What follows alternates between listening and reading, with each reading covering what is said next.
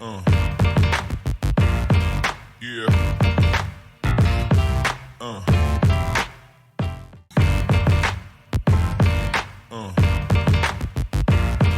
Yeah.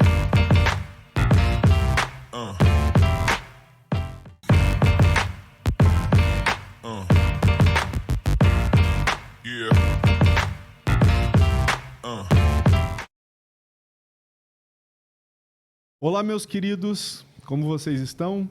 Hoje nós vamos fazer mais um episódio do Pleroma Talk e nós temos hoje a honra de ter aqui o pastor Rafael, missionário, pastor, profeta. Doutor em divindades, né? Doutor em divindades.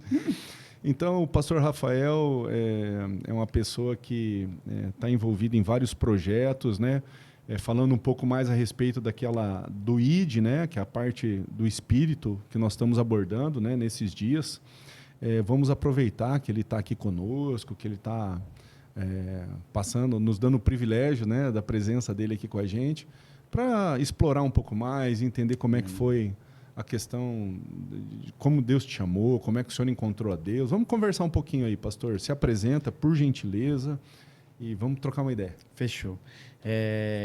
Quero te agradecer, né? Agradecer vocês, sua casa, sua família, primeiramente, por essa oportunidade, por estar aqui com vocês, por poder compartilhar aquilo também que a gente está fazendo, né? Transmitir aquela paixão, aquilo que a gente está vivendo em missões também. Acho que se tornou aqui uma janela para o mundo, né? Para as pessoas ouvirem o que está acontecendo na vida da igreja, né? E eu sou o Rafael, como você falou, né? Sou casado com a Jo, quase 23 anos, não posso errar esse número, né? Quase 23 anos. Sou pai da Livinha, que tem 21, a Nívia, que tem 17, e o Levi, que tem 13. Somos todos missionários de tempo integral, todos estamos envolvidos em missões. Trabalhamos com uma base missionária chamada Mais Profundo, né? Hoje, nós trabalhamos aqui em Ponta Grossa, já estamos indo agora para plantar a base Mais Profundo em Portugal, na Europa, né? Uhum. Então, espalhar ali para o resto do mundo também aquilo que Deus tem falado conosco sobre isso. Hein? Amém. E, pastor, fala uma coisa para mim. Como é que foi o seu histórico de conversão? Quantos anos o senhor tinha? Como é que foi os primeiros passos? Sim. De repente, pregaram para o senhor? Ou o senhor... Como foi a história? Foi um pouco... tanto assim, engraçado, né? O que aconteceu comigo, né? Especialmente. Porque, assim, eu sempre tive um desejo muito forte de aprender as coisas. Quando eu via alguém falando sobre algo que eu não sabia, eu queria informações. Não tinha tanto acesso à internet, a gente não tinha acesso à internet como a gente tem hoje. Sim. Mas perguntava, pesquisava, via alguma coisa que pudesse ter... vamos dizer assim, me levar, pelo menos ter conhecimento de causa, para poder conversar, né? Então, conversei sempre com pessoas mais velhas também, então sempre eu me dava muito Curiosidade. bem. Muito curioso. E a minha conversão está ligada a isso. Por quê? Porque eu tive uma adolescência muito complicada, né? Eu tenho costume dizer assim, pessoal, se eu vou contar meu testemunho, por favor, não se escandalize, né? Porque, assim, a gente passou por uma transição, um processo muito difícil na adolescência. Certo. Eu comecei... beber, assim, bebida alcoólica, tipo, com 10, 11 anos de idade, com meus primos, minha família. Então, minha adolescência foi bem complicada, muito intenso também tudo isso, né? O senhor nasceu no Ceará, né? Nasci no Ceará, em Fortaleza, especificamente Fortaleza, no Ceará, e depois morei na região metropolitana ali durante muito tempo, né? Que foi onde aconteceu todas essas coisas, em Maracanaú. Tá. E aí foi interessante, porque assim, nesse período da adolescência, eu passei por altos e baixos, tinha um tempo que eu estava muito bem, tranquilo, e até visitar algumas, né, igrejas, mas depois eu sempre estava ali, mas as igrejas mais, ou uma igreja católica, outra religião, estava procurando alguma coisa para me deixar mais tranquilo. Entendi. Mas nada realmente gerou uma transformação. Quando foi um dia, um tempo, né, aí eu casei muito cedo, muito cedo a gente casou, minha esposa tinha 16 anos, eu 19 anos, muito precoce, mas a gente já se conhecia há já alguns anos também, então, quando a gente começou a namorar, a gente disse, olha, é isso que a gente quer, então a gente vai casar. Vamos casar logo. E depois de 2 meses, ela já ficou grávida, depois de 2 meses, então, logo em seguida a gente já teve a Livinha. E então, foi tudo muito rápido, o que aconteceu na minha vida na adolescência. Teve um período, um momento, que já no começo do meu casamento, que eu comecei a observar que aquilo dali ia prejudicar né? Porque aí eu já me envolvi com drogas, com outras coisas, né? E eu disse assim, agora eu vou ter que tomar uma decisão. Quando eu vi a Livinha ali, a minha filha, eu disse, cara, não posso deixar, né? Vai vir continuar desse jeito, esse estilo de vida, né? Porque eu tive um pai e uma mãe que foram, assim, fizeram de tudo para estar presente, ou para sempre atender aquilo que a gente, como família, necessitava, né? Então, eu tinha uma estrutura ali, vamos dizer assim. Tinha suas disfunções, como a maioria das famílias tem, só que tinha essa questão familiar muito forte. Então, para a gente, família é um negócio muito sagrado, né? Por exemplo, minha filha, ela não ora pedindo, Senhor, me dá um marido. Ela diz, Senhor, me dá uma família. Então, esse conceito para a gente é muito forte. Em toda a minha família, na verdade. Nesse caso, nessa época, os seus pais também não tinham contato? Não eram convertidos. Ninguém. Na minha família, só uma tia que era, né? Uma tia que, inclusive, era minha mãe na fé, né? Foi ela que me encaminhou muita coisa ali, no meu retorno, no caso. Quando um dia, eu estava, vou falar que é um pouco pesado, mas eu estava usando droga com alguns amigos, e enquanto eu preparava ali para a gente poder usar, uma pessoa, um deles estava conversando sobre algumas pessoas, eu disse...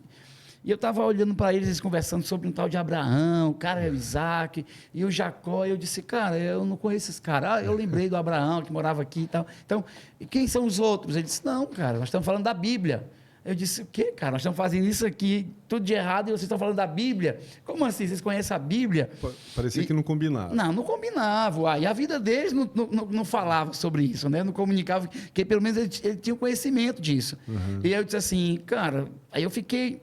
Usamos ali, e eu fui para casa curioso. Eu disse, olha, a minha curiosidade bateu. Eu disse, eu preciso saber pelo menos um pouco.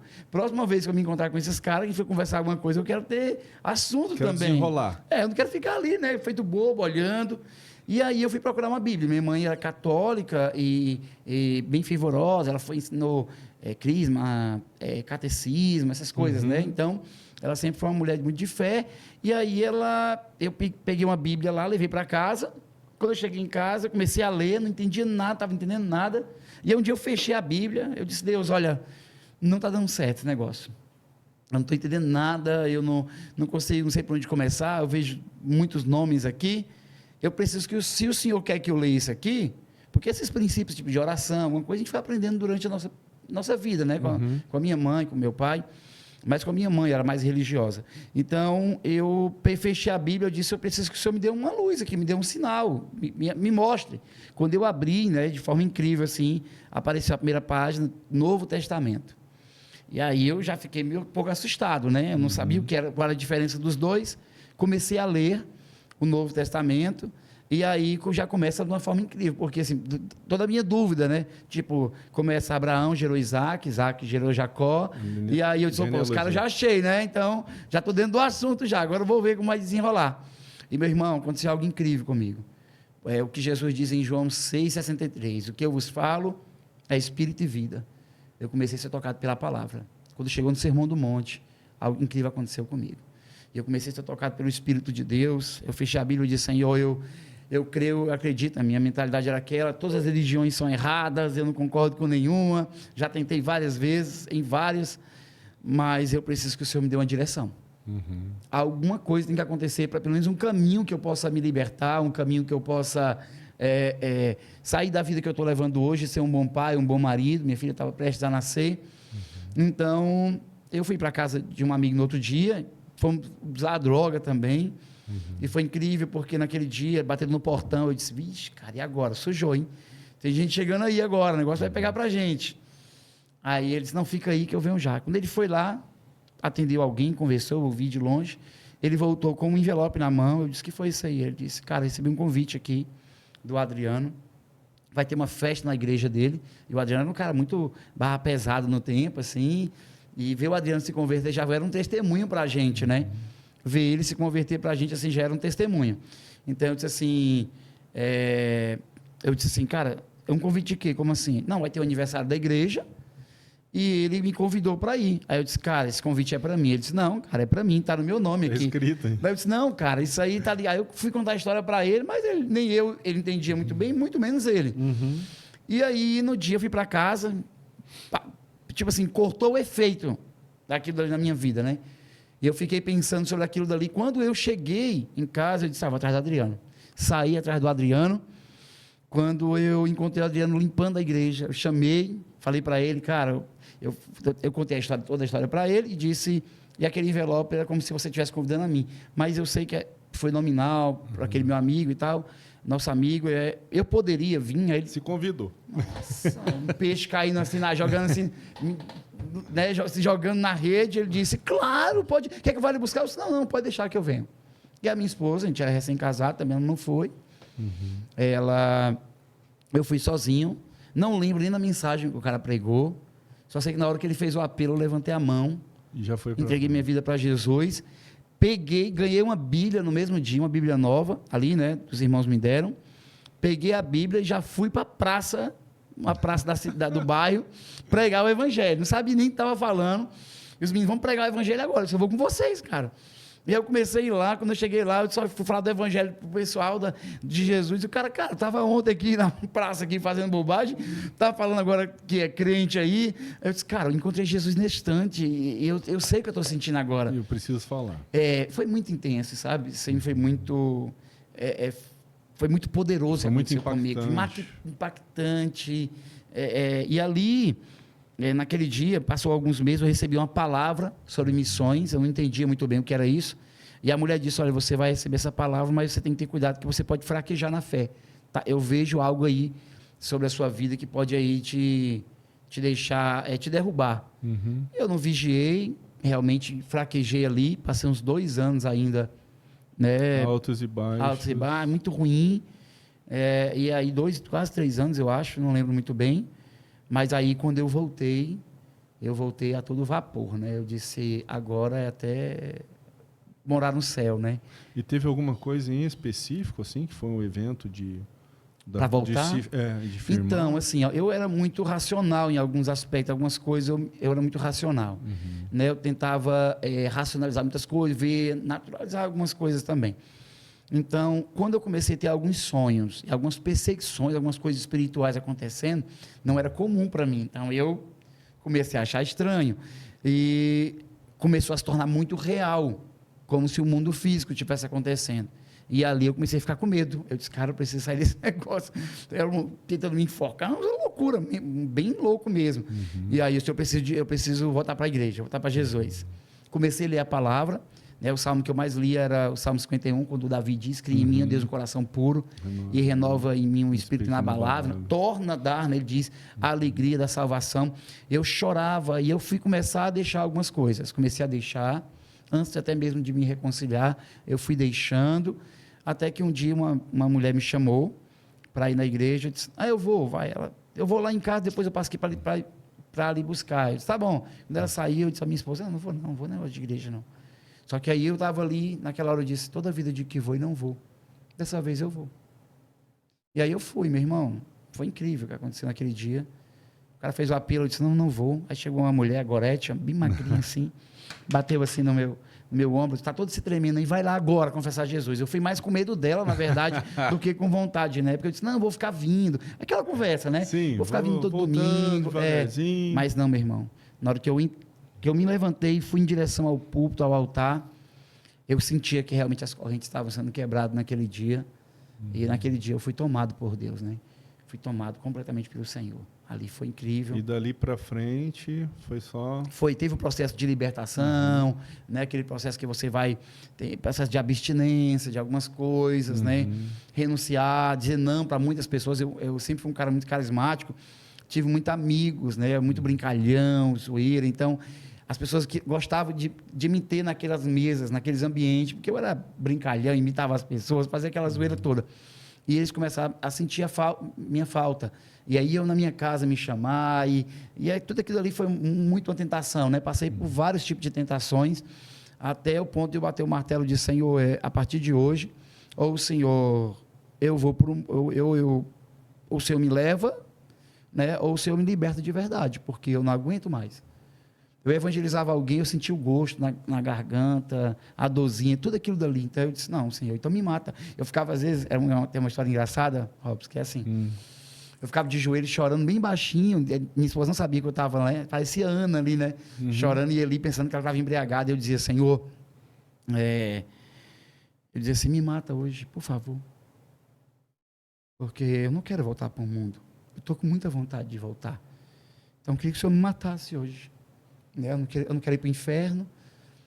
Eu sei que eu vou deixar minha esposa, filha aqui, mas eu não queria que muito o Senhor, essa vontade de morresse definitivamente, ou o Senhor me matasse. E eu sinceramente, eu ficava de joelhos esperando a morte chegar. E eu ficava ali, aí a minha esposa às vezes viu que eu estava chorando copiosamente, se ajoelhava do meu lado. Ela dizia assim: Senhor, eu não sei o que o teu servo está passando, mas atende o pedido dele, não sabendo ela que ela ia ficar viúva, né? Ela não sabia que ia ficar viúva. Qual que era a oração, na verdade? Qual era a oração, e eu dizia: Senhor, aí teve a hora que eu dizia assim: não, Senhor, repreende, né? Só me liberta e tal. Mas de certa forma também é uma resposta, né, pastor? Se for resposta. pensar, porque é a morte do vício, das dificuldades, daquilo que prendia, né? Robson, eu acho que todos nós, né? mas eu declaro na minha vida que eu sou um produto da graça. Todos nós. Só que eu tenho convicção do que me sustentou até hoje. Do que me levantou, do que me capacitou para fazer o que eu faço com a minha família. Foi a graça de Deus, né? A graça que me educou para a salvação, a graça que me libertou e a graça que me santifica. Não me dá liberdade para fazer o que eu quero, mas me santifica, né? Me capacita a viver em vitória, né? Então, não é uma graça barata, né? Como diz o Dietrich Bonhoeffer, né? Não é uma graça barata, é uma graça realmente que te constrange, que te faz viver uma vida separada. E eu fui muito intenso. Tem um versículo que Paulo diz assim: ó, aqueles membros que tu usaste para a imundície, agora usa para a santificação. Então, eu fui muito intenso no pecado, eu fui muito intenso na vida promíscua, eu fui muito intenso em tudo. Tudo eu era muito intenso. Meus amigos diziam assim: Rafael, de todo mundo aqui, alguns diziam, né? Todos, não todos. De todo mundo aqui, eu acho que o único que não vai sair desse mundo aqui é você. Porque você faz isso porque você gosta, não é porque você é viciado, né? Então, quando aconteceu isso comigo, depois de mim veio vários, depois que se converteu. Mas eu realmente fui tocado por Deus. Aconteceu coisas extraordinárias, meu irmão, assim, no decorrer da minha vida, que não deixa dúvida nenhuma de que Deus estava sempre intervindo e querendo, me atraindo para Ele, entendeu? De uma forma extraordinária. Então, eu devo tudo ao Senhor, né? Minha vida completa e o que eu estou vivendo hoje, até hoje, a Deus. Não tem outro. E do período da conversão até o senhor descobrir a questão do chamado, porque se tornou pastor e... Sim. Foi rápido, né? Tudo muito rápido. Né? Porque, assim, quando eu me converti, eu já estava ali na Bíblia. Eu já lia a Bíblia antes, já lia bastante. Então, tipo, chegava algum religioso de algumas religiões... por aquela curiosidade. Curiosidade. Então, eu comecei a ler, criei o hábito de ler. Minha mãe sempre me incentivou muito a ler, né? Então, criei o hábito de ler, então comecei a ler a Bíblia. Quando eu já entrei no Evangelho e fui tocado pelo Espírito de Deus, então eu disse assim: cara, é isso aqui que eu quero. E aí me dediquei. Pra você ter ideia, eu pegava a folha de A4, fazia as pautas de lápis e pegava livros teológicos e eu transcrevia. Eu podia tirar uma xerox e usar. Não, eu fazia questão de transcrever o livro assim, pegar os versículos, fazer chave bíblica. Passava a noite fazendo aquilo dali. E aí eu trabalhava no período noturno e me ajudava muito. Não fazia quase nada do meu trabalho. Era uma sala, uma divisão de vigilância e segurança. Eu ficava na sala...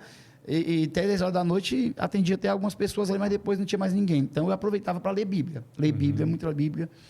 E aí, quando deu 3 meses na igreja, o pastor, um cara bem conservador assim, ele jamais faria isso precocemente. Ele conversava comigo e ele disse assim: Rafael, eu quero que você dê uma palavra na igreja. Mas pastor, eu não sei nem para onde começar. Ele disse: aquilo que você está lendo sobre o quê? Eu disse algumas palavras, eu ainda até lembro do que eu estava lendo. E aí eu fui, e eu lembro assim do que eu preguei Romanos capítulo 5, né? E quando eu cheguei lá, 3 meses depois, preguei, foi assustador para mim, para minha esposa, para todo mundo. Até para mim, quando eu olhei assim, cara, como é que eu estou fazendo? E aí criei gosto para o negócio, eu quero viver isso aqui. Né? 3 meses depois eu fui revertido com o poder de Deus, com o Espírito de Deus, e aí foi mais um gás para mim. Com 11 meses eu era obreiro da igreja, 1 ano e 1 mês eu era líder de missões. E não é porque as pessoas queriam que eu trabalhasse, é pela minha intensidade.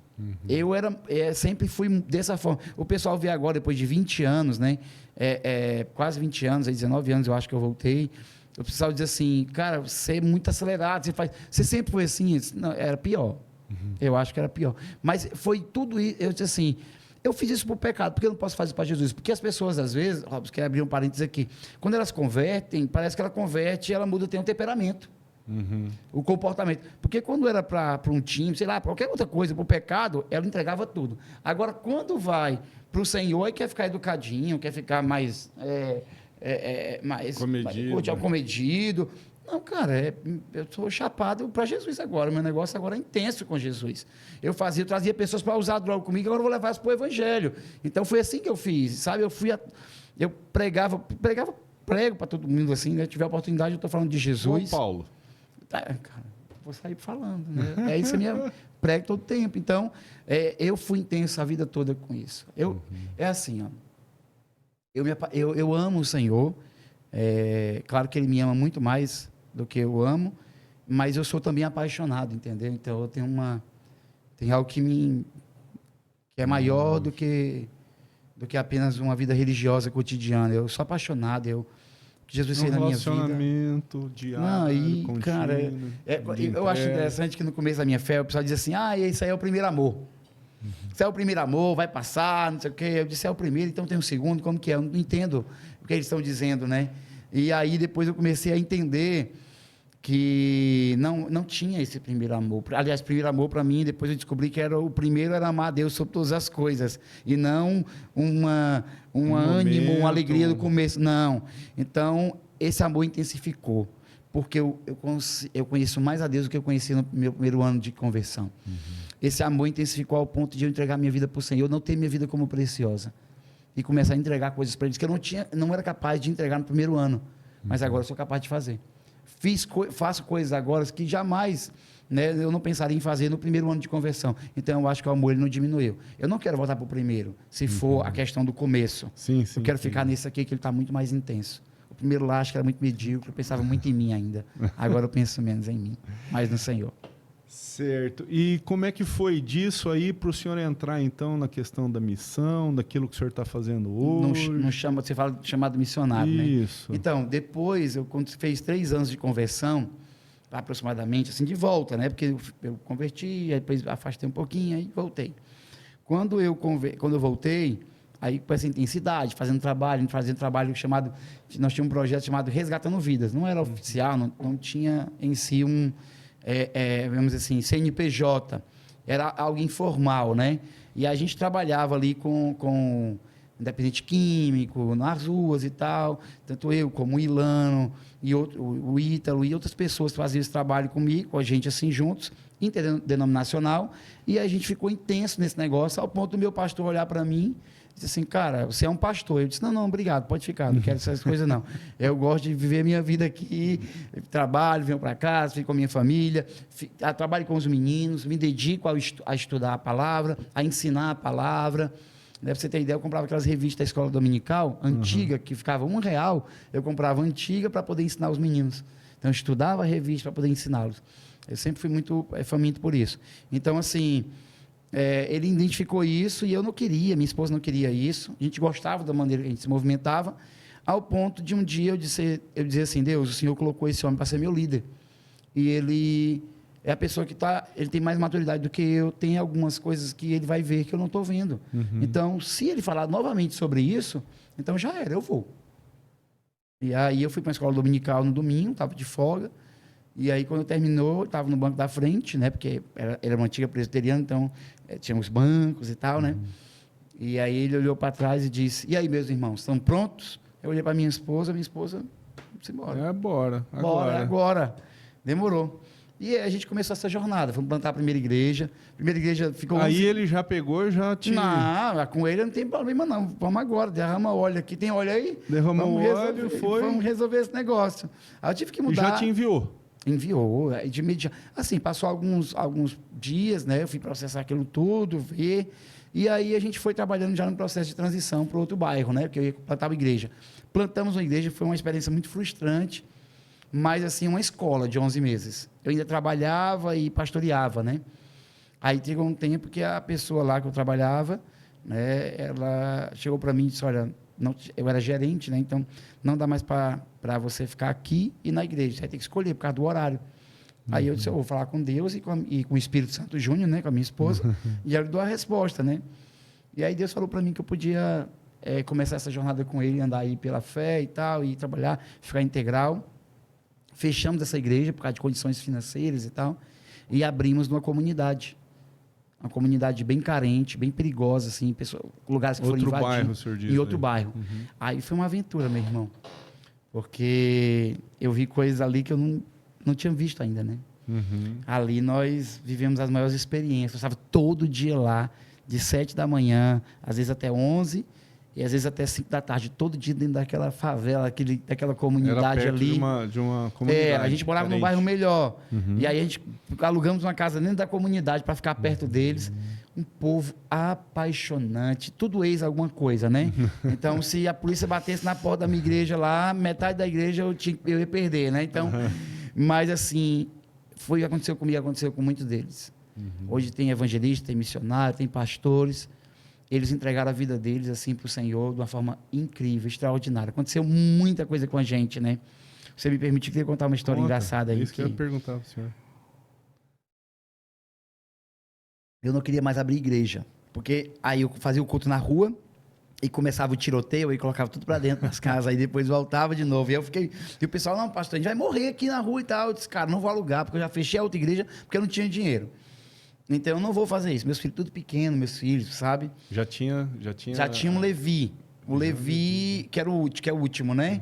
Então, o Levi era bem recém-nascido, a gente ia no carrinho. Minha esposa, a gente era grávida, evangelizava de porta em porta, assim, sabe? Minha família sempre foi envolvida, né? Até hoje, né? Depois eu contar um pouquinho para vocês. Mas aí, a gente fazia tudo na rua e eles decidiram que a gente tinha que alugar um lugar. Tinha que ter um local. Um local. Eu disse, olha, se vocês quiserem aí... Aí uma vez... vocês quiserem. A gente aluga aí, mas vocês pagam, eu não vou pagar esse negócio, não. Não tô com vontade, não.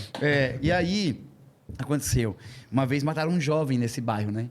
E acontecia muito, com muita frequência, por causa de facção, essas coisas, né? É gangue, né? Não é nem facção, acho. E aí uma amiga minha disse, ei, Rafael, vai abrir a igreja ou não vai? Eu disse, não, eu tô orando. Ela disse, fica orando aí, enquanto você vai orando aí, o pessoal vai morrendo lá. Aí eu olhei para ela, eu fiquei assim. Eita. Aí eu disse, não vou cair nessa manipulação aí não, né? Mas aí eu não consegui dormir. Aí pegou. Não consegui mais dormir aquela noite, a Laiane, né? E aí, aquele dia, eu disse... eu vou ter que abrir a igreja. Aí, cheguei no outro dia, fazendo a propaganda contrária. Ó, pessoal, tem que pagar isso aqui, tem que pagar isso. Eu querendo desfazer o sonho deles. E eles assim para mim... Vamos mandar isso é bobagem ver. Pra gente. Vamos mandar ver. Nós vamos vender alguma coisa, falar alguma coisa. Eu disse, tá bom, então, vamos abrir. Irmão, foi, assim, explosivo, assim, o que aconteceu naquele bairro. De repente, a gente já estava com...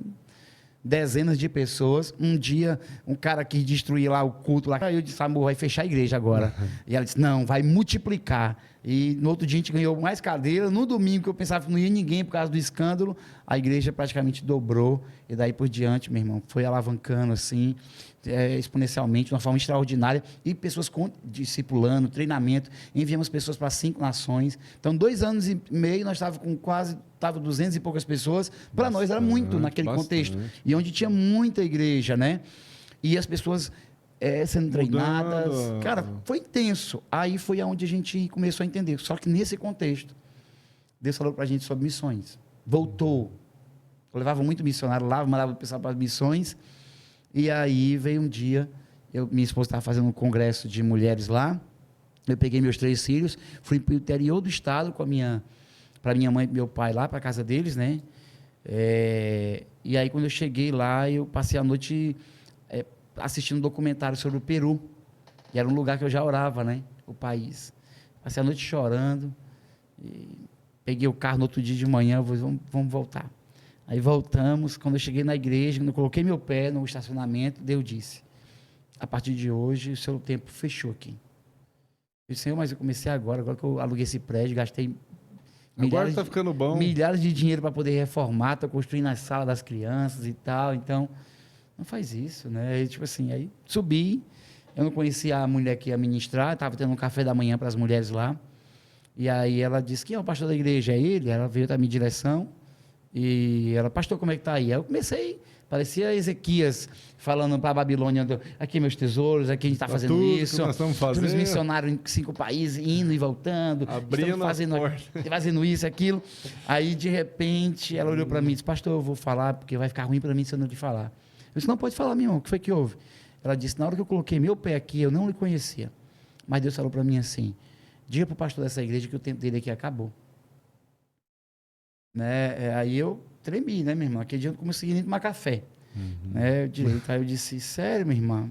Como assim? Deus falou com você só para mim poder entender, né? Porque foi a mesma coisa que Deus falou comigo. Aí eu disse, tá bom. Aí depois ela teve uma visão e falou sobre passaportes e tal. E daí, 2, 3 meses depois, quase 3 meses, eu acho, eu já estava dentro da Jocum, em Almirante Tamandaré, já fazendo escolas, os cursos, e fiz o curso o ano todo. Depois voltei na igreja, ajustei algumas coisas, deixei a igreja lá, pastoreando pela equipe, e voltei de novo para missões. Isso era 2014, né? Em 2014. E daí por diante a gente se envolveu integralmente com missões transculturais, né? Aí eu cheguei no Peru. Eu cheguei lá no Peru, fui na selva peruana, fui lá em Pisco, em Lima. Isso visitando. Visitando para ver, para depois levar a família. Quando eu cheguei Porque lá, era aquilo que estava queimando o coração. Para mim, na verdade, o que eu visualizava de missões era aquilo dali, o transcultural para mim. Já fazia muito trabalho em comunidades e no sertão nordestino. A gente fazia muito trabalho no sertão nordestino. Então, para mim, era a fronteira, ultrapassar ali realmente Samaria, né, e tal, era o Peru. Então, quando eu fui na selva peruana, em Lima, né, na capital, e em Pisco, no sul, ali Deus falou para mim naquele dia, não é aqui que eu lhe chamei. Eu te levantei como intercessor desse lugar, mas não como missionário aqui. Aí foi meio frustrante, mas nós voltamos e começamos a desenvolver alguns projetos com o Brasil. E alguns estados do Brasil a gente fez revitalização de igreja, treinamento com igrejas, passava 10 dias, 15 dias, né, junto com a base. Isso junto com a Jocum. Com a Jocum também. E também o ministério, a Jocum te deixa muito também independente em alguns ministérios.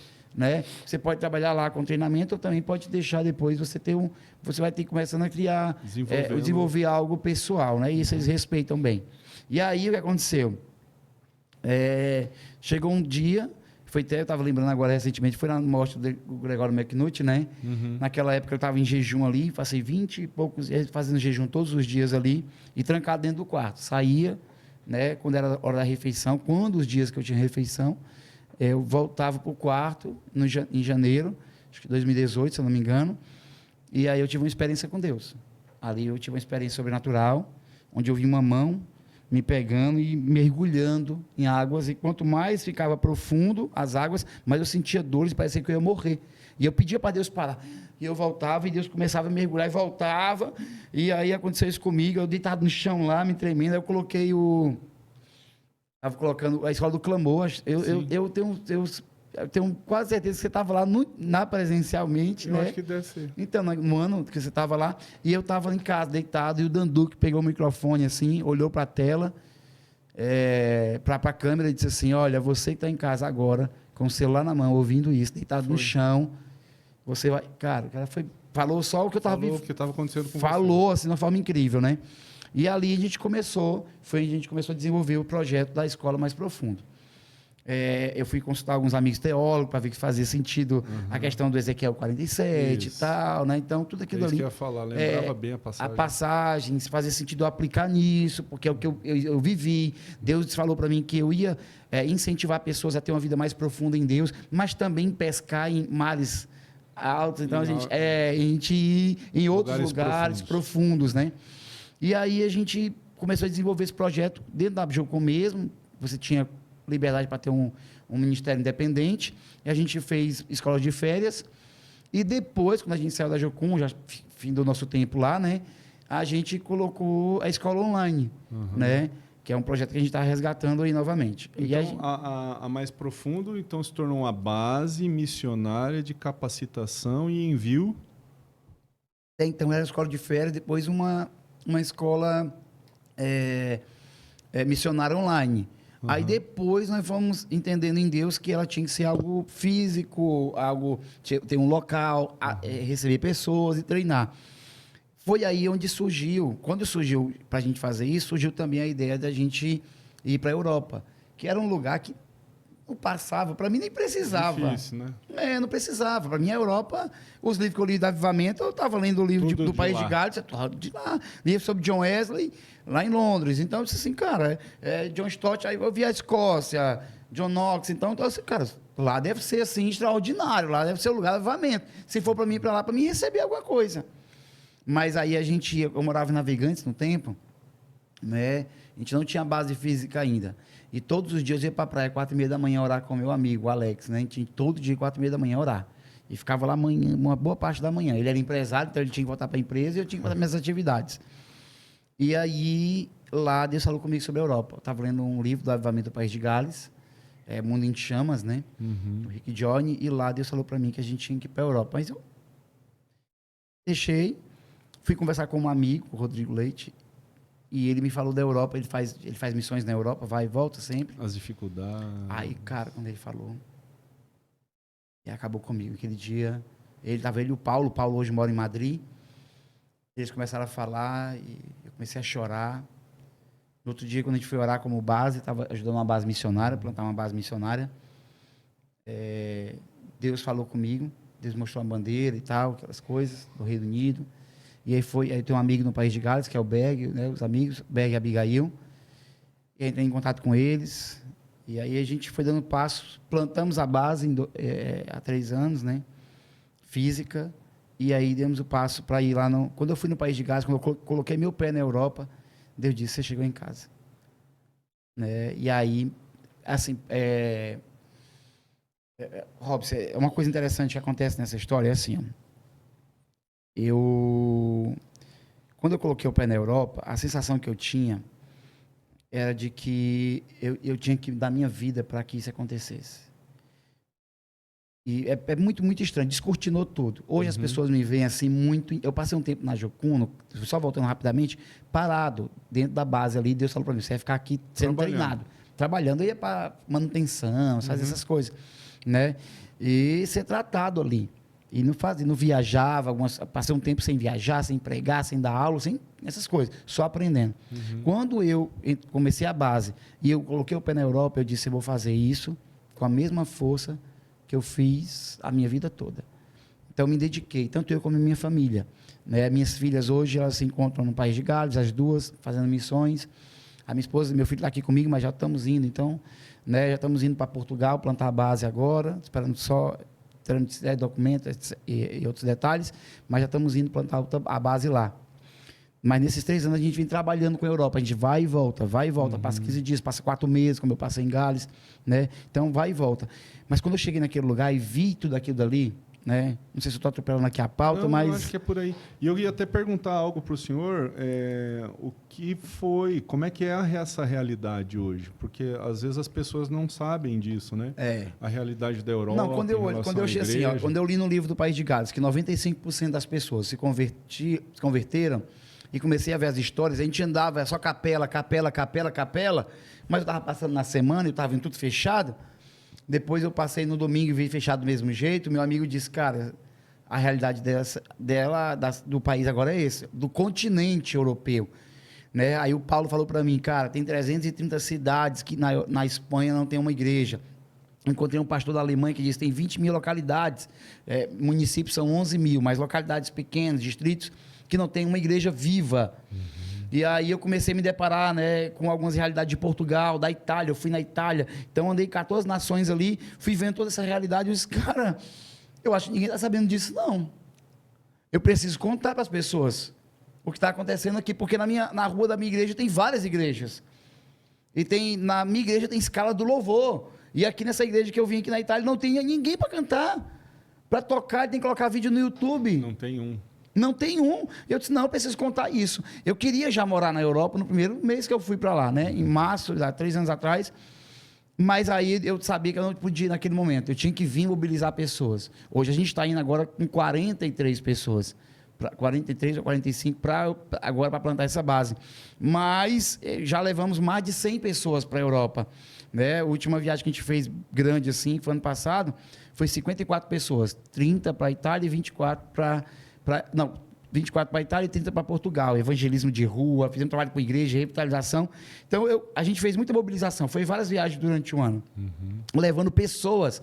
Hoje nós temos pessoas aqui em Ponta Grossa trabalhando na base e temos pessoas também, já trabalhando também em outros continentes, mas a Europa se tornou assim, um foco para a gente, não somente por causa da necessidade, mas ver aquilo dali, sabe assim, ver aquilo, tudo aquilo dali, e não dar uma resposta para aquilo dali, é o que me deixa pensando, por que não? Por que eu não?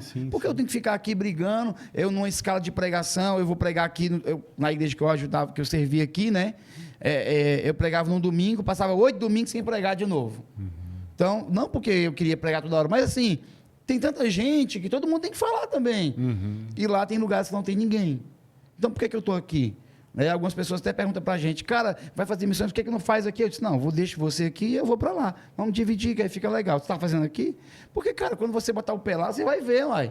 A necessidade. Não, a grande necessidade. Quando eu chegava, eu fiz muito trabalho no sertão. Eu entregava alimentos no sertão nordestino e pregava o evangelho. Quando eu chegava do sertão para a minha cidade, para a capital, que era Fortaleza, cara, era até difícil comer no restaurante, entendeu? Porque você via a realidade dos meninos tomando 10 horas da manhã um caldo de feijão. Porque não tinha nada para comer. E aí, quando você chegava em casa, você vai impactando, né? Não, mexia com você. É a mesma coisa que eu sinto quando eu vou para a Europa. Eu vejo as capelas, por exemplo, em Gales, toda semana fecha uma igreja no norte de Gales. Parece um exagero, mas é verdade. E onde foi o berço? Lá, o berço, né? Então, assim, lá em Swansea, onde teve o avivamento lá, não tem mais aquilo. Não existe, a capela está vazia só. Então, tem um pingo de gente. Ou seja, há uma necessidade, Deus mostrou, e a gente tem que ser a resposta para aquilo. Tem algumas pessoas que perguntam, sim, por que tem que ser você? Eu disse, e por que não? E por que não? E quem vai mostrou para mim, né? Uai, se mostrou para mim, mostrou para quê? Para mim ignorar? Para mim ver a realidade e testemunhar, olha, lá tá assim, e eu vou ficar aqui na minha vida confortável? Aqui, continuo na... Não, e essa é incrível, Robson, porque essa ideia não foi comprada somente por mim. Quando minhas filhas colocaram os pés lá, elas sentiram a mesma coisa, decidiram entregar a vida delas. Eu lembro que as minhas filhas, na base, né? Na base que a gente estava servindo, eu cheguei para elas e disse, olha, para a minha mais velha, né? Para a Lívia, né? Quando a gente estava na outra base servindo, eu disse assim, Livinha, procura um emprego, né? Alguma coisa assim, uma coisa que dê dinheiro, porque esse negócio não vai dar dinheiro não, tá bom? Por que você não procura um emprego? Ela disse, tá. Ela ficou quieta, saiu, passou outro dia, voltou chorando com uma câmera na mão, e disse, pai, eu quero isso aqui, eu quero servir ao Senhor, servir ao Senhor Jesus. Começou a chorar, eu disse, eu sei que o senhor quer que eu trabalho se o senhor quiser, mas eu disse, amor, fica nesse negócio aí mesmo, acho que puder orar por mim aqui também, para me converter, essas coisas. E aí, quando a gente estava, teve um período também, que a gente estava passando uma grande luta financeira, né, uma necessidade, tudo, a gente estava em Gales nesse período e ia voltar para o Brasil. E eu cheguei para minhas filhas, a minha esposa, vamos jejuar aqui, passamos 3 dias lá buscando a Deus, jejuando, orando, nem falei para elas o que era, pedi para elas compartilhar a palavra que Deus compartilhou com elas, porque meu desejo era desistir, né? Era parar um pouco para poder estruturar, para elas poderem pelo menos comer, né? E aí elas receberam palavra dizendo, pai, Deus deu palavra para a gente continuar, se eu quiser parar, o senhor para. Então, assim, meus filhos hoje, graças a Deus, eles poderiam estar frustrados, sabe? Eles poderiam estar traumatizados com missões, mas eu acredito que eles são mais apaixonados do que eu. Por isso, né? Minhas filhas, assim, estão entregues, assim, totalmente a isso. Minha esposa, né? Tem meu filho mais novo que está com a gente, o Levita, ainda está pegando. As meninas que estão, né? As meninas que estão, né? Agora, por exemplo, estão longe da gente. Daqui a pouco eu vou me encontrar com ela, talvez em 2 dias. Ela já vai voltar para o Brasil para servir aqui na base. Nós vamos ficar em Portugal. Sabe, Natal, a gente já faz alguns anos que a gente não sabe o que é passar junto. Um ano está na Itália, outro ano está em Portugal, outro no Brasil. O Natal do ano retrasado eu estava no aeroporto da Suíça, ela estava na Itália, minha esposa no Brasil, então a gente já sabe. A mais velha vem, mas Nívia fica, né? Nívia fica, aniversário da mais velha, então a gente não sabe mais o que é isso. Mas pergunta para elas, pergunta para a minha família, se eles querem parar. Não querem. A gente é apaixonado por isso, Robson. Assim, para a minha vida... não faz sentido, né? Quando Deus deu para a gente o texto de Atos 20, 24, está até aqui no boné, né? Acho que está aqui. Isso. Que é não ter a vida como preciosa. a gente não é só uma verdade para a gente, isso é uma realidade para a nossa família hoje. Né? Para aquelas pessoas que andam com a gente tem 43 pessoas que não eram vadios, que não tinham o que fazer e arranjaram fazer isso aqui. Não, são pessoas formadas, têm doutorado, alguns deles estão entregando, vendendo casa, carro, tudo aqui para ir. E pessoas todos que tavam... um chamado e tem essa mesma necessidade. A mesma, não, a maioria deles, dos que vão com a gente, acho que 90% já foram para a Europa mais de uma vez, e para atender a igreja lá da Europa, para revitalizar a igreja, para ajudar, já passaram algum tempo. E eles são apaixonados por aquilo, sabe? Eles amam aquilo dali, sabem dos riscos, sabem da questão financeira, que a gente sai do Brasil, já vive em missões aqui, sabe que a realidade do missionário no Brasil já é, difícil, né? Os números não contribuem, né? Não colaboram, né? Para a gente poder sair do Brasil para fazer missões, né? Tem um conceito deturpado muito sobre missões hoje, por número de pessoas que foram para bases missionárias, dizendo fazer missão, mas está atrás de uma fuga. Então, isso sujou muito o nome do missionário, e algumas pessoas que são sérias nisso acabaram sendo prejudicadas, né? Então, assim... Mas não é por causa disso também que a igreja não exatamente, acabou criando esse problema, né? Mas, assim, qual é o que aconteceu, né? A gente vê hoje essas pessoas entregando tudo e fazendo, mesmo sabendo o desafio que chega lá. Por exemplo, se trabalhar na África, eu amo, né? A gente também tem um intuito de, a partir de Portugal, ajudar a África, mas se você chega na África, você chega com R$1 lá, em muitos países você chega com dinheiro, bastante coisa. Na Europa você chega com R$6, você chega com R$7, você chega com €1, com uma libra, R$8. Então, assim, quase, né? Não chega a 7 e nem a 8, mas é quase. Então, são desafios gigantescos, a frieza. Você chega nesses países mais pobres para fazer um trabalho, existe assim eles recebem de uma forma até boa, porque você tem algo para oferecer para eles também, né? Então, vira assim uma ferramenta, não desconsiderando isso de maneira alguma, porque a gente sabe do desafio espiritual, também aí existe. Tem outras realidades de doença. É outra característica. Outra característica. Então, cada um tem o seu desafio. Mas na Europa, o desafio na Europa hoje é o quê? Você chegar na Europa lá, o que você vai oferecer para o europeu? Se ele tem tudo. Se não for a verdade, se não for algo... Jesus. Se não for algo acalorado em Deus, muito difícil. Nos países C, a gente oferece alguma coisa que atrai essa pessoa e vê que a gente está cuidando e amando. Na Europa, a gente tenta dar atenção para a pessoa entender isso. E até tentar tomar cuidado com o zelo em relação à palavra, porque eles conhecem, né? Aí tem país aí que a gente vai e está conversando com uma pessoa que, de uma forma informal, faz uma citação da Bíblia, ela abre a Bíblia na sua cara e vai conferir se você está falando a referência correta. E se aquilo faz sentido dentro do seu contexto, para você ter uma ideia. Eles não brincam, entendeu? Há uma religiosidade, mas também o ateísmo cresceu muito, né? Outras religiões aí cresceram muito, então há uma resistência muito grande, muito gigantesca. A gente vai bater na porta de alguém. Para você evangelizar em alguns países na Europa, você precisa dar autorização da prefeitura.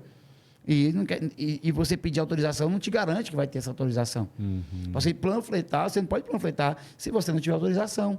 Você pode ser preso, entendeu? Coagido ali, pagar uma multa. Então, tem várias características individuais, né? Exatamente. E aí o acesso, aí tem idiomas, né, que são diferentes. Nossa cultura não contribui muito para o nosso sistema de ensino no Brasil, não incentiva você a ter, né, a segunda, a terceira língua. Lá já é diferente. Então, cara, é gigantesco o desafio. Porém, agora a gente vê Deus fazendo algo extraordinário, sabe? A gente, com o número de pessoas, de outros missionários, outras agências missionárias, estão não somente a base mais profunda, mas outras agências missionárias estão enviando pessoas, como tem a Envia aqui, que já enviou pessoas para a Itália, junto conosco, né? Tem a própria Jogo com o MCM, ou em outras organizações missionárias, que faz um trabalho incrível, né? E a gente precisa de muitas, quanto mais base. Por exemplo, nossa base hoje, a característica dela é servir a igreja local, e fazer com que a igreja local se torne uma base. Então, a gente já começou a fazer isso aqui na cidade, né, antes de ir embora. E a gente quer que outras igrejas abracem essa ideia de ter uma base missionária dentro da sua igreja. Treine as pessoas para enviar para missões, seja para a África, para a Ásia, para a Europa, seja exatamente para o Nordeste aqui, para os ribeirinhos, é uma necessidade gigante. O Brasil precisa muito também. Mas aí Deus chamou cada pessoa, eu acredito assim, para uma área, para um lugar talvez diferente, né? Então, nós nos sentimos hoje incentivados a estar lá. Por exemplo, a minha filha mais velha, ela tem uma pegada para a África depois. A minha filha do meio já vai para a China, quer ir para a Austrália. Então, o negócio, o Levi quer fazer na América do Norte. Então, a gente vai se espalhar daqui a pouco, né? Nossa família. Então, não sei.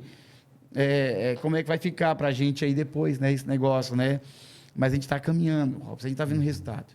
O resultado são vidas, sabe? São vidas. Vidas sendo entregues para o Senhor, vidas sendo restauradas, igrejas revitalizando, plantando outras igrejas, só que a necessidade ainda existe. Né? Até quero abrir aqui um desafio para quem está nos assistindo. Se você tem chamado para algum país da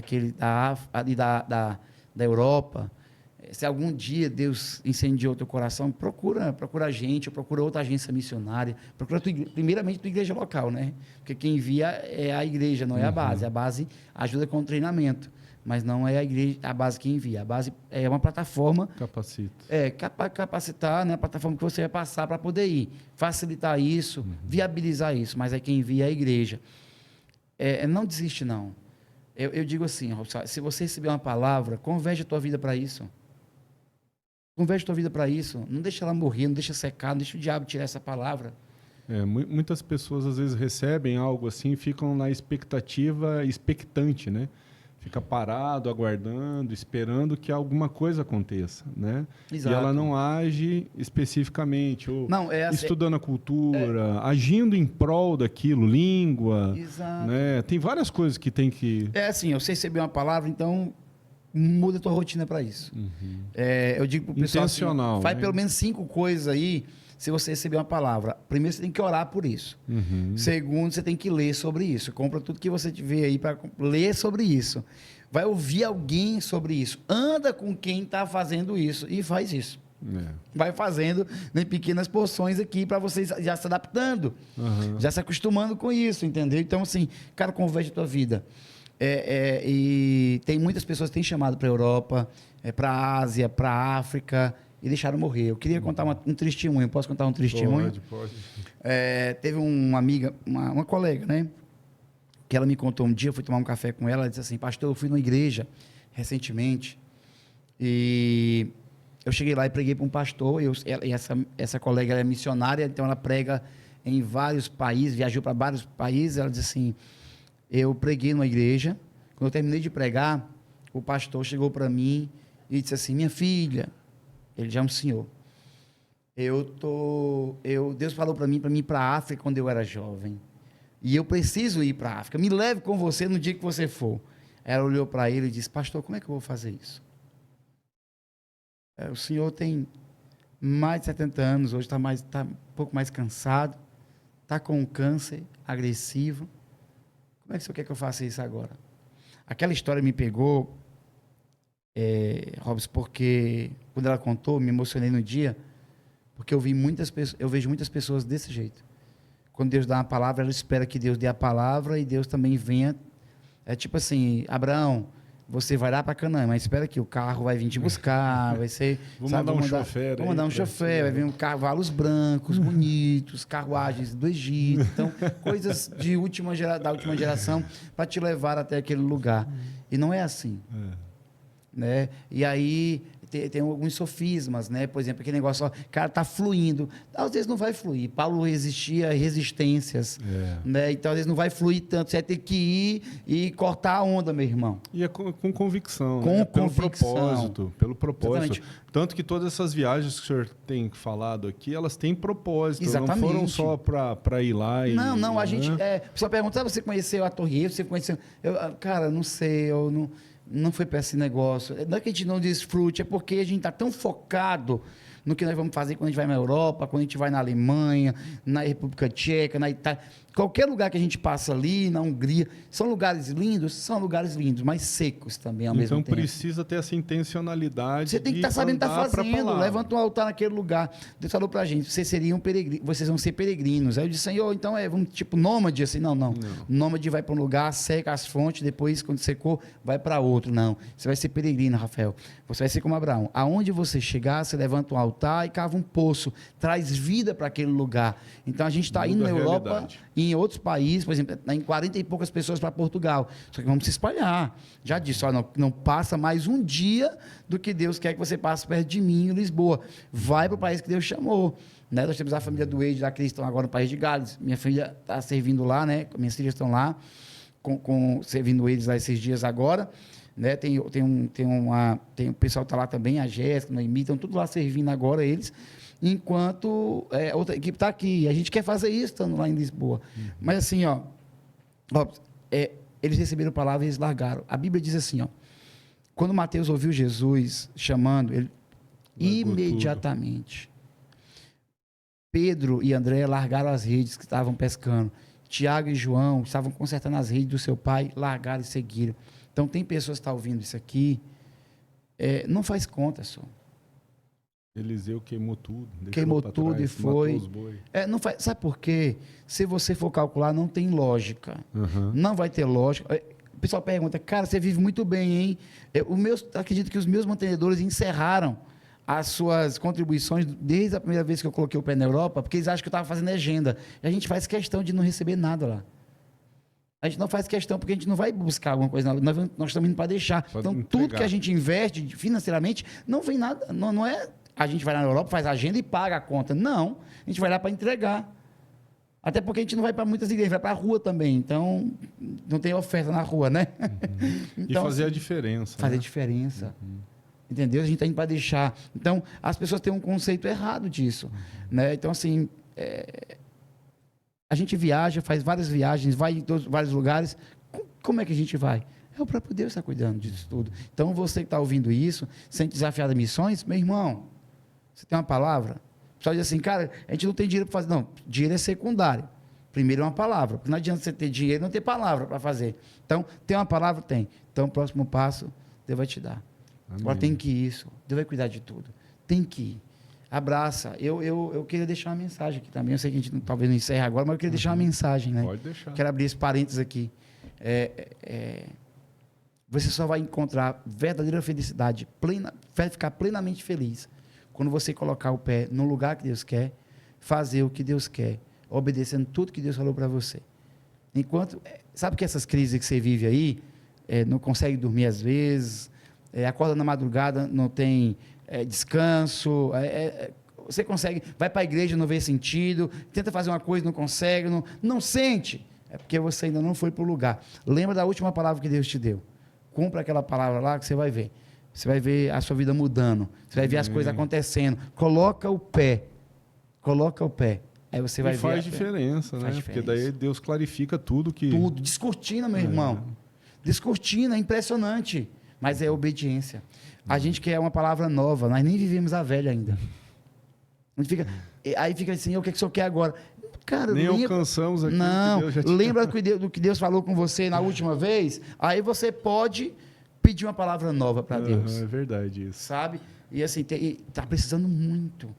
Tem pessoas clamando, tem pessoas com os pés, para ser bem dramático aqui, mas isso é literalmente acontecendo, tem pessoas com os pés apressados correndo para o inferno. Esperando uma voz, pelo menos dizer, não vai para esse caminho. Não pega não é esse destino para você, vem para cá. Igual o menino lá, né? Esperando, morrendo, e a moça tendo que falar, e aí? Mais um, vai esperar mais um? Vai esperar mais um? Vai esperar mais um lá para você plantar a igreja. Para você montar. Então, meu irmão, ou andar. Aí fica usando aí como jargão. Nós não trabalhamos por necessidade, trabalhamos por propósito. Certo. Jesus multiplicou pão para pessoas que estavam... necessitando de pão. Então, assim, a gente tem que dar pão para quem tem fome. E tem pessoas com fome. Nós precisamos dar pão para quem tem fome. Nós temos pão sobrando na mão. Nós estamos, como você fala muito, nós estamos ovelhas gordinhas. Ovelhas gordas. Só recebendo todo domingo a mesma palavra. Não estou dizendo que isso, você ficar só na igreja é errado. Aliás, não, estou dizendo mesmo, estou dizendo. Não é esse só o propósito, não é só esse o propósito. Né? A reunião é uma coisa, você precisa ir lá, prega o evangelho. Edificar o corpo, sair, abençoar pessoas. Deus não chamou para mim para a África, não, para a Europa, não. Mas faz onde você está. Faz diferença. Faz diferença onde você está, levanta altar, né, cava poço, traz vida, transmite o que Jesus fez na sua vida, porque nós precisamos ganhar vidas para o Senhor. Né? E pastor, indo um pouquinho ali, como é que foi a questão de Portugal? Como é que surgiu isso, né? Nesse contexto? Porque até então, inicialmente, o senhor tinha crescido no coração a questão do Peru. Né? Peru, aí parou quando a gente foi lá. Isso. Depois que a gente veio, aí veio foi fomentando o desejo de ir para Gales. Quando nós fomos para Gales, nos apaixonamos, né? a necessidade é gigantesca, é uma escassez muito grande, porém, a gente sente que aquele lugar estamos fazendo a coisa certa. Então, nos apaixonamos por Gales, amamos Gales, amamos o povo, né, os galeses, e tá ali na igreja local, né, a gente serve numa igreja lá, numa cidade chamada Caifilho, né, em Macken, né, que é o bairro, e no vilarejo, a gente serve ali com muita felicidade, ama as pessoas daquela igreja, e conquistamos o coração delas com um processo, né, e assim, para nós, depois do Peru, foi Gales, vamos para Gales, né, para o Reino Unido, ou para a Inglaterra e tal. Aí, meu irmão, ano passado, em janeiro, né, nós tivemos, eu tive uma sequência de percas, assim, eu perdi minha mãe, né, depois, aí 5 dias depois estava na Itália, né, e depois perdi minha avó, que era uma mãe para mim também, e também depois perdi minha filha, né, eu perdi uma filha em janeiro do ano passado, minha esposa estava grávida, né, e aí, quando aconteceu isso, a gente fez algumas reflexões, fomos orar, e Deus falou para a gente que, assim como estava acontecendo isso com a Zoe, que era a nossa filha, também está acontecendo com o projeto de Gales. A gente deveria mudar a rota. E eu disse, Senhor, mas a rota, por que mudar, né? Para onde? Aí vamos ver Portugal. Eu disse, Portugal não, está cheio de brasileiros, cheio de igreja brasileira. Bastante eu gente conheço já. O resto da Europa e eu sei da necessidade. Não, Portugal não, Senhor. E aí minha esposa, 2 meses depois desse luto, né, ela ainda está, acho assim, passou o processo, a gente foi para Portugal. E chegamos em Portugal, foi incrível, assim, porque a gente foi para Amsterdã, para a Holanda, na Rua Vermelha, vendo aquela realidade das mulheres vivendo naquela vida e tal, nas vitrines. Foi triste demais para a gente. E a gente disse, olha, não podia vir para cá, né? Mas oramos, não. Fomos para a Alemanha, passamos alguns dias, não. Fomos para Gales, é aqui, a Joé, amor, mas nosso coração está aqui, mas não é aqui. A gente sabe que isso moria. Fomos para a Inglaterra também, em Bristol, não aqueceu. Quando botamos o pé em Portugal, em Viana do Castelo, depois em Aveiro, quando chegamos em Lisboa, Deus disse, é aqui. Eu disse, Senhor, na capital, logo em tudo Lisboa, tudo mais caro, tudo mais difícil, moradia, tudo. Por que aqui, Senhor, né? E Deus trouxe muitas confirmações, né? Coisas sobrenaturais aconteceram com a gente, sinais extraordinários. Inclusive, quando a gente chegou lá, Deus falou para mim, você ia passar 2 dias aqui. Eu não tinha dinheiro para passar nem um direito, né? Estava com uma turma de 17 pessoas, em março do ano passado. Eu achei para meus amigos, só Deus falou para mim uma coisa, mas não posso falar para vocês agora, não. Só amanhã, depois da aula, que a gente foi para Lisboa passar um dia para assistir uma aula de um amigo nosso, o Paulo. Estava dando uma aula lá, numa escola do Sobrenatural, da Bethel, né? Então, a gente foi lá, assistimos a aula, terminou a aula, eu fiquei frustrado. Disse, Deus, o Senhor disse que eu ia passar mais 2 dias aqui, o pessoal está todo indo embora agora para a Espanha. E eu não sinto de ir para a Espanha agora. E aí, o pastor chegou para mim, o pastor João Marcos, né, que é o meu pastor e também quem está comigo nessa peleja aí. Ele disse, Rafael, eu sei que algumas pessoas querem ir para a Espanha, mas Deus falou para a gente, alguns aqui querem ficar aqui em Portugal, em Lisboa, mais um dia. O que você acha? Eu disse, pastor, é de Deus purinho, né? Eu só não tinha muito dinheiro. Ele me deu uma oferta lá, mas eu não disse para ele. Ele deu uma oferta sem eu dizer isso para ele. E aí, eu consegui ficar mais um dia com a minha esposa e com eles também, né, alugar Airbnb, etc. Ficamos lá. No outro dia, Deus trouxe fortes convicções para mim, usou a vida do Paulo lá para a gente, tudo que eu tinha anotado no meu caderno lá, na hora da aula, ele falou, veio até a gente, orou, e eu e minha esposa dizemos, amor, é aqui que nós vamos morar. E temos trabalhado durante 1 ano aí para chegar lá. Está sendo muito difícil, né? Só que a gente ama. É assim, você só tem autoridade no lugar se você agonizar por ele, se angustiar por ele, e você sofrer por esse lugar.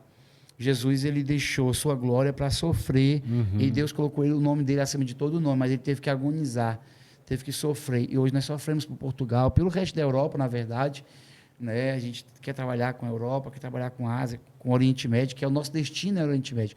Eu e minha esposa, nós queremos ir para a faixa de Gaza, né, depois.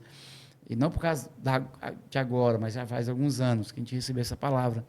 Então, hoje a gente ora por Portugal, ora com alguns portugueses. O objetivo seria, então, de Portugal uma base. Na base, e a base se espalhar. Ela se espalha. A gente nunca pensou em plantar novas igrejas. Assim, ajudar pastores lá a plantar. A gente quer fazer isso também.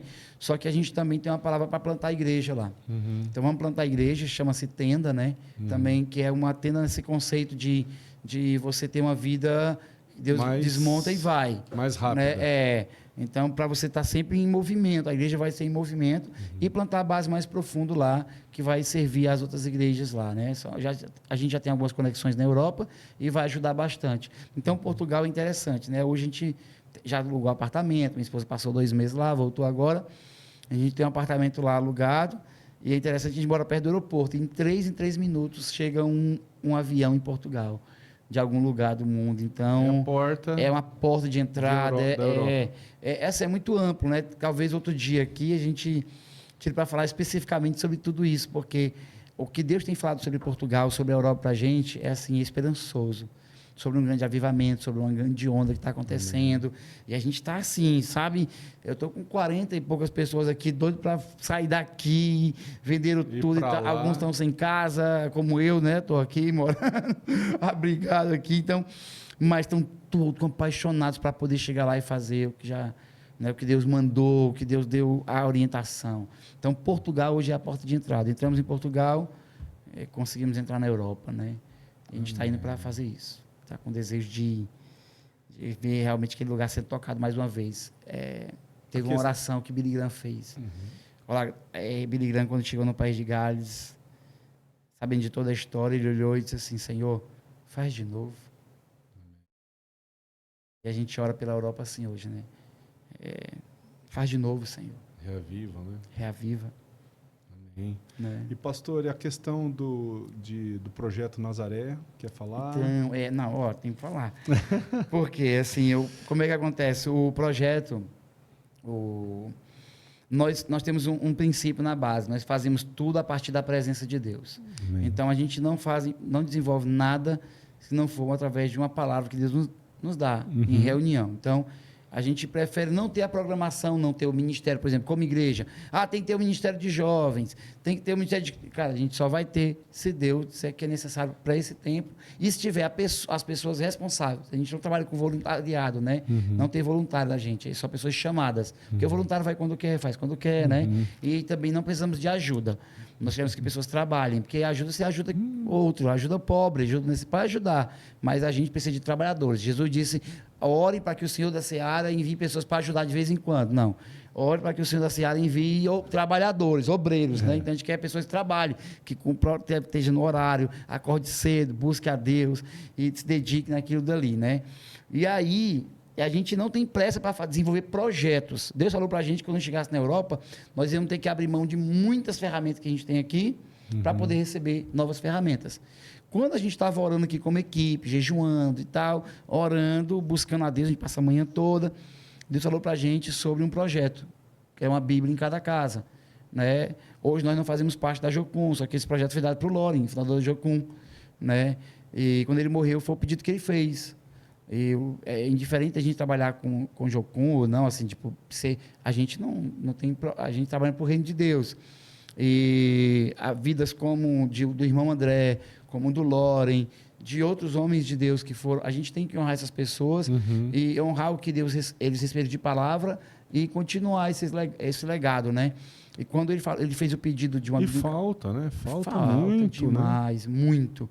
E quando falou sobre a Bíblia em cada casa, a gente ficou meio assustado ali, né? Europa, levar a Bíblia, ou comprar lá, muito caro. Fica pensando assim, a minha filha mandou mensagem pra gente. Ela estava lá em Portugal. Pai, o senhor tem que trazer a Bíblia quando o senhor vier. Eu já tinha levado, já tinha me assustado, porque eu não encontrava em livrarias.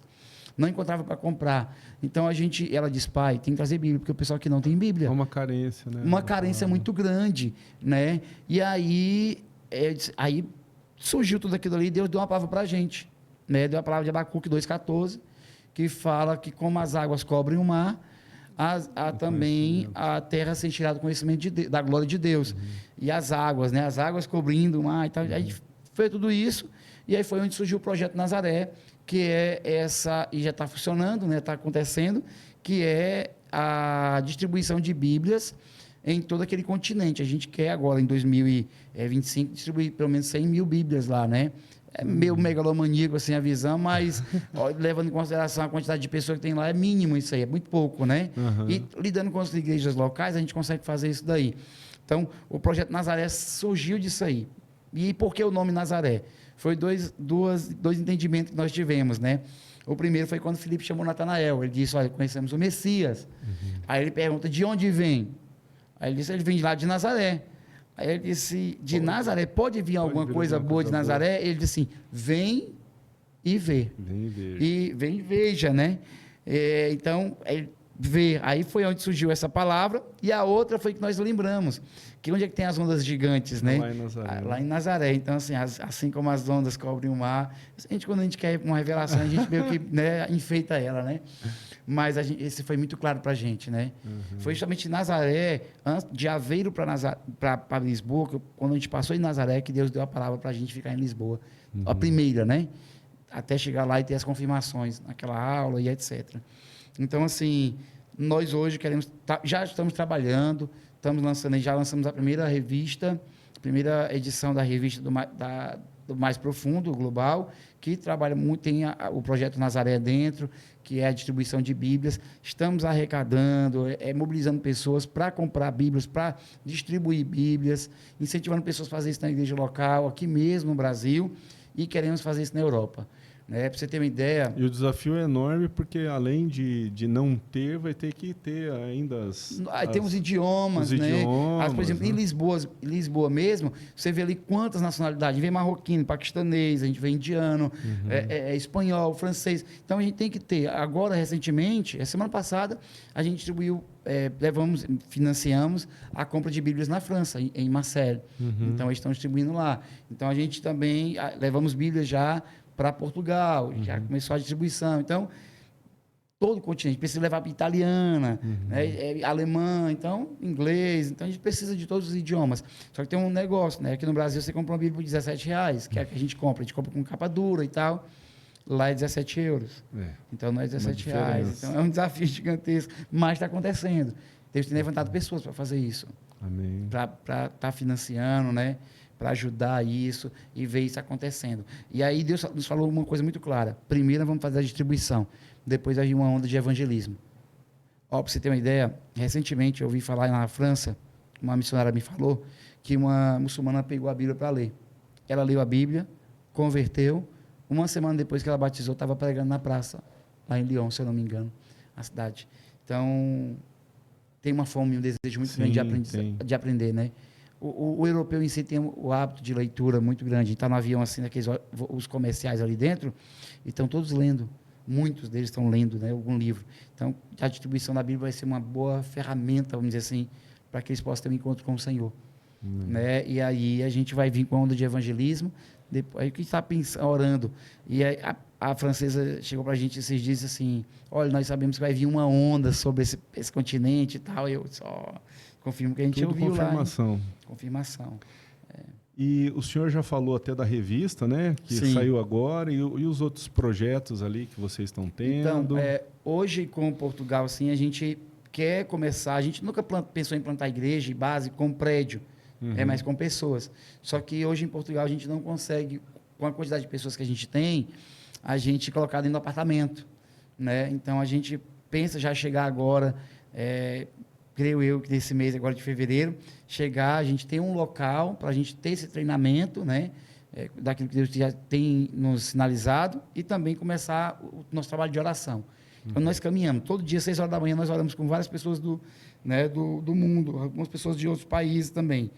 Então, Deus nos falou que a gente teria que buscar a presença dele. Na presença sairiam as direções, as estratégias, as ferramentas. Então, o nosso projeto em si agora é chegar em Portugal e levantar um altar de adoração ao Senhor. Orarmos, nos reunir, a gente trabalhar, então, e buscar a Deus. E a partir da presença, Deus nos dá algumas direções. O Projeto Nazaré hoje é um desses projetos, e a nossa escola online, né? A escola online, a gente relutou muito, assim, não queria fazer, porque tive muita coisa aí, a gente não queria que isso tornasse nosso intuito não fosse vender cursos, né? Então, a gente em crise com isso, a questão de arrastar para cima, clica não saiba mais, a gente ficou nessa batalha, só que a gente foi exortado por Deus semana passada, a Tami, que é a líder da base aqui, né? Eu lidero Portugal, lidero aqui agora, então a gente recebeu uma palavra muito forte que Deus queria isso da gente. Ontem a gente fez reunião, oramos, deu direção às pessoas e vamos desenvolver uma escola online. E um preço bem acessível para que pessoas no sertão, os ribeirinhos, em qualquer outro país possam receber esse treinamento. E até país da Europa. A gente quer desenvolver a questão da legenda e outros idiomas, né, para que elas possam receber ali o treinamento que precisam. Porque tem muita gente que não tem treinamento. Tem gente que assumiu pastoreio na Europa, irmão, e foi daqui e converteu lá, para você ter ideia. Acredito. E não teve esse treinamento. E em relação a isso também tem tanta coisa que é vendida aí, que nem valor tem, coisas que precisam ser vendidas, elas têm que ser vendidas. Exatamente. Né? Tem que ser... E o dinheiro, assim, o intuito do recurso é manter missionários, ter equipamentos de qualidade, para manter missões, famílias missionárias. Nós estamos em um número, se eu não me engano, de umas 10 famílias, fora 10 famílias, fora os solteiros, né? 12 famílias, mais ou menos. Então, todos eles vivem integral. Alguns têm um trabalho, vai ter que trabalhar na Europa, mas mesmo assim precisam dedicar mais tempo para poder servir outras igrejas na Europa. Então, isso tem custos, né? Sim, então, a gente precisa fazer isso. Precisa. Mas nós estamos felizes, assim, estamos bem animados de que essa escola vai ajudar muita gente, vai fazer o que a gente faz aqui hoje, vai alcançar mais pessoas ainda através dessa ferramenta, né? Essa porta aí. O Hernando Dias Lopes disse que é até um pecado. Nós temos uma janela para o mundo aberta e não usarmos. Sim. Para poder falar do Evangelho, né? Sim.